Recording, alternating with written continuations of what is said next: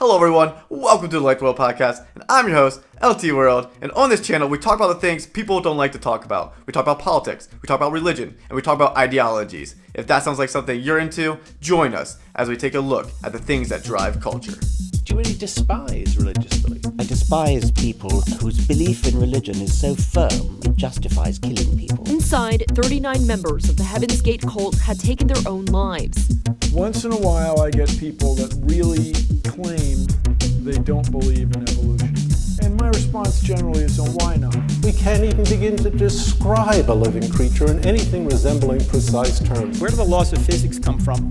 It's a question that doesn't work for me on multiple levels of analysis. Does God exist?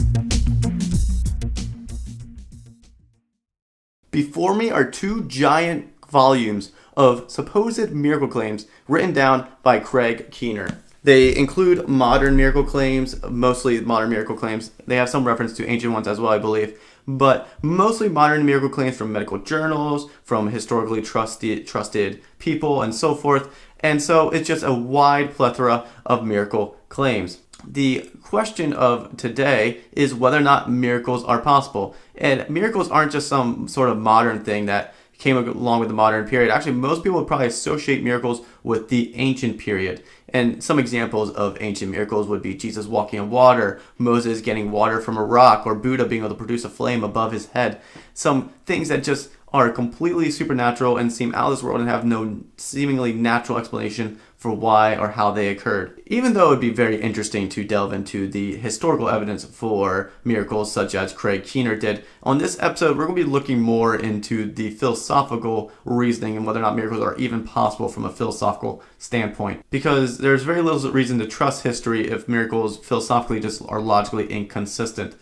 And to make sure that our definitions we're on the same page here definitionally, I'm going to give you a definition for miracles. Now, the technical Webster definition goes as such: a surprising and welcome event that is not explicable by nature or scientific laws and is therefore considered to be work of a divine agency. Miracles mean that someone or something intervened into the course of natural laws and cannot be fully explained by just the laws of nature, which would obviously implicate that a supernatural being intervened, a supernatural being with intelligence and the ability to intervene, which would mean someone or something like God, or at least created beings from a God of supernatural qualities. Clearly, if miracles are true, this is very strong evidence for the case of theology, for the case of theists, and for the case of believing in God, because if even one miracle happened out there, it means there's some sort of divine agency out there intervening in the course of nature, and there's tons of miracle claims in the world. So if even one of them is true, that is very potent evidence for the existence of God. But that is the question at hand, and most atheists would deny the possibility of miracles. They will often say that nature can explain everything, and if we don't have some sort of natural explanation for why something happened, we will eventually have a natural explanation for why something happened. Or even if we never figure out why something happened, there is a natural explanation for why it happened. Can science explain everything? Perhaps we could start with you, Peter. Yeah, well, I'm not a politician, so I'll give you a straight answer. The answer is yes. Of course, it hasn't yet explained everything, but there are no signs that it's going to run up against a brick wall and stop explaining everything. And a common argument cited against miracles, it comes derived from David Hume, who was an Enlightenment philosopher and thinker who was very well known for being a skeptic, and he had a whole book called Enquiry into Human Understanding, and in that book he delves into the topic of miracles and explains why he believes miracle claims cannot be trusted, and why even miracles may not be possible at all. There are some varying interpretations of David Hume's book, but we're going to delve into the two main arguments that people normally draw from it. And the second argument is a lot stronger than the first argument, but we'll cover the first argument just to make sure it's out of the way. So the first argument goes like this. It is a 5-step process. So here's the first point. A miracle is a violation of the law of nature. It's basically the definition we provided earlier about what a miracle is. Point number 2. Firm and unalterable experience has established the laws of nature. Point number 3. Anything that has been experienced conforms to the laws of nature. Point number 4. Nothing has been experienced which does not conform to the laws of nature. Point number 5, all experience, since it is uniform, unites as a proof against miracles. So the first part of it is just definitional. And then the second part of it, firm and unalterable experience has established the laws of nature is basically just talking about kind of like the scientific method. We observe phenomenon happening, we record it down, and then we see that there's a pattern in science. And then this is where normally people raise an issue with this argument is point number 3. Anything that has been experienced conforms to the laws of nature. And that's why this argument is so weak, is because the argument already assumes the conclusion before it even finishes this. So this argument is very circular because point number 3 is simply exerting that miracles aren't possible from the forthright, from the outright. So it says anything that's been experienced conforms to the laws of nature. That is exactly what we're trying to figure out. This isn't an argument, this is just an assertion. I could say that everything we experience is a miracle. That isn't me arguing a good point. So point number 3 is just assuming that everything we experience is from natural laws. When in reality, if the argument is whether or not miracles actually happen, miracles could, in theory, be experienced. And not everything we would experience would be nature. So just to assume in your argument that everything we experience is nature is to assume the conclusion of the argument. So argument number 1 is simply circular, and I just wanted to get out of the way right away because it is the weakest argument. But argument number 2 is better and much more nuanced and actually makes a decent case. So let's jump into argument 2. And I do want to note that argument 1, the fatal flaw that I brought up, is not just me saying that. That is coming from Marantha Baptist Seminary, is coming from a few other philosophers as well that I saw, even ones who aren't religious. So argument number 1 is agreed to be fatally flawed from its internal weakness. Argument number 2, however, is much more nuanced and much better, and we're going to focus most of the remainder of our time on argument number 2. So here we go. Here's the six-step argument in argument number 2. Number 1, a miracle is by definition a rare occurrence. Point number 2, natural law is by definition a description of regular occurrence. Point number 3, the evidence for the regular is always greater than for the rare. Point number 4, evidence must be weighed. Point number 5, a wise man always bases his belief on the greater evidence. Point number 6, therefore a wise man should never believe in a miracle. This seems to make at least some sort of good logical sense. A miracle is rare, that is true, and natural laws are regular and occurring, and that's why we have science and we're able to observe scientific laws and methods and to be able to apply them to our lives.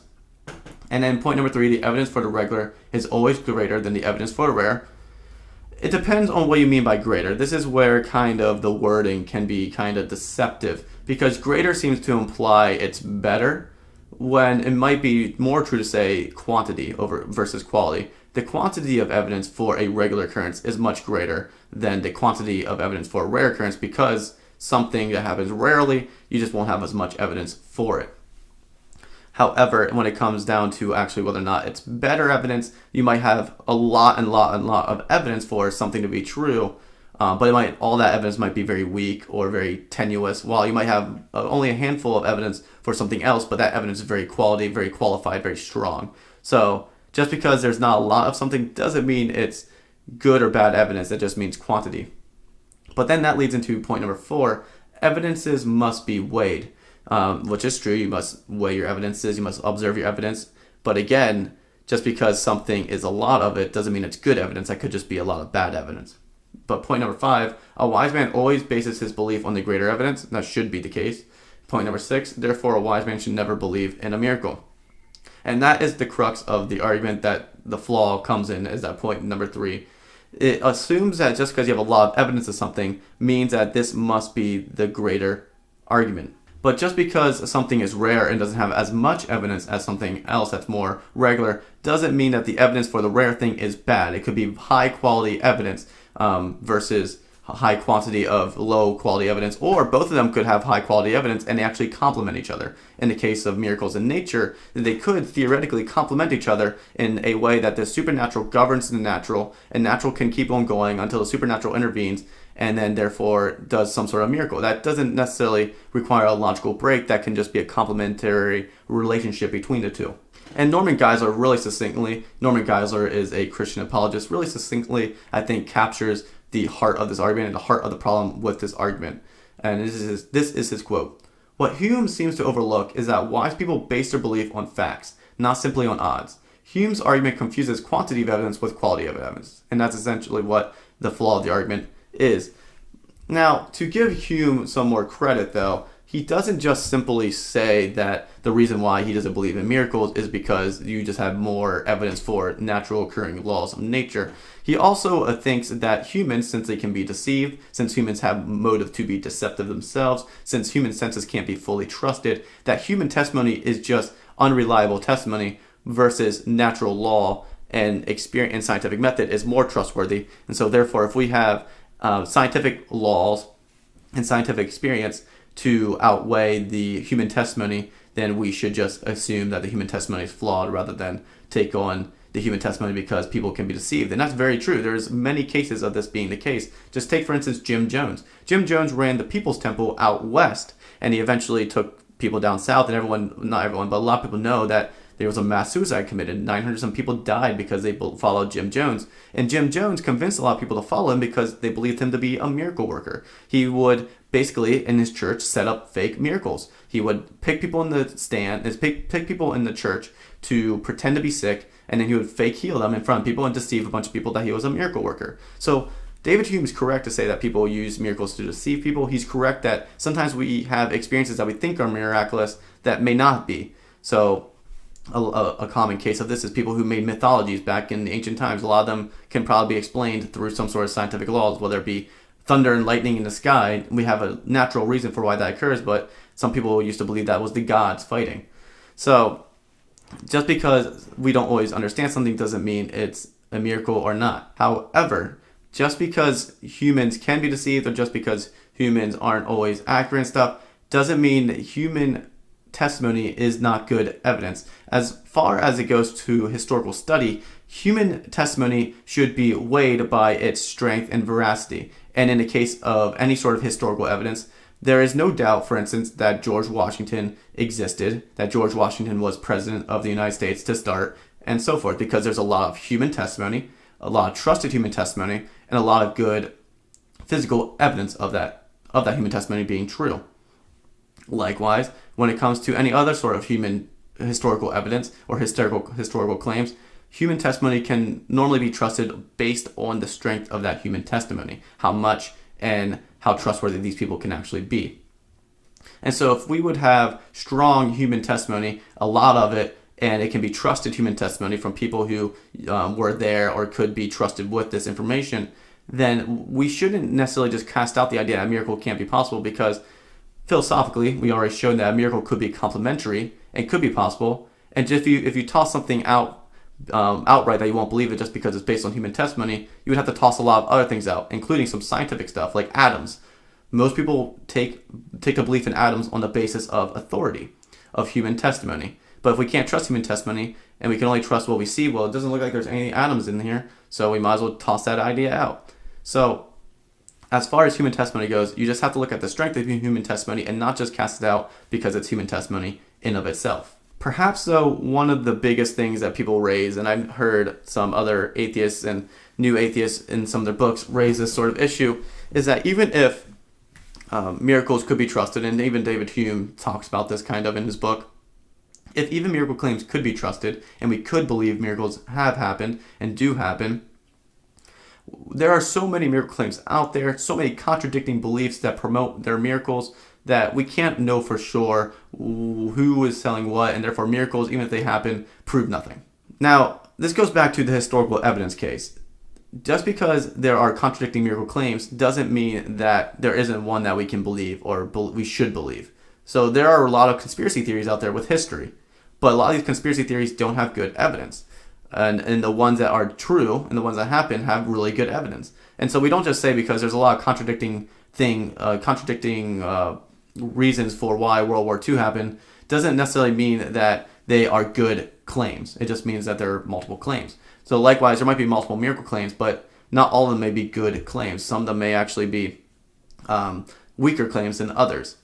And also a secondary point to this is that most religions believe that there are supernatural beings that have different motives. So therefore, demons and angels would be a common example of this. Demons can perform supernatural miracles, if you will, in the natural world and cause confusion, deception, things like that. And likewise, angels and God can do miracles and intervention in the world and lead people to good things. And so there might be supernatural beings with different intentions, which would have multiple miracles that seemingly contradict each other. So contradicting miracle claims doesn't necessarily mean that miracles don't exist, doesn't mean miracles are impossible. It just means that there may be multiple factors when it comes to miracles. Overall, I would say in conclusion, it would appear that philosophically you can't completely say miracles are impossible or do not exist. You may be able to make a case that all miracle claims around the world, every single miracle claim ever made, was wrong. You can make that sort of belief. You can have that belief. And if you're a naturalist, you would have to believe that belief that every miracle claim has been wrong. Now, if you're a betting person, there have been millions and millions and millions and millions and millions of miracle claims.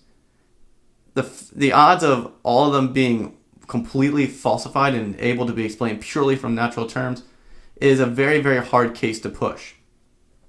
It would be hard to believe that every single miracle claim, every single one, is full of just pure deception.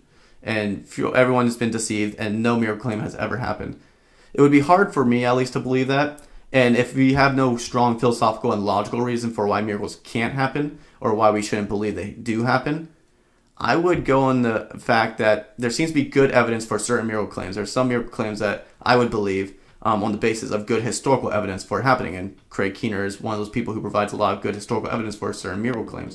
So as far as that goes, it would seem that it's likely that miracles do happen, and therefore if miracles do happen, most likely God does exist.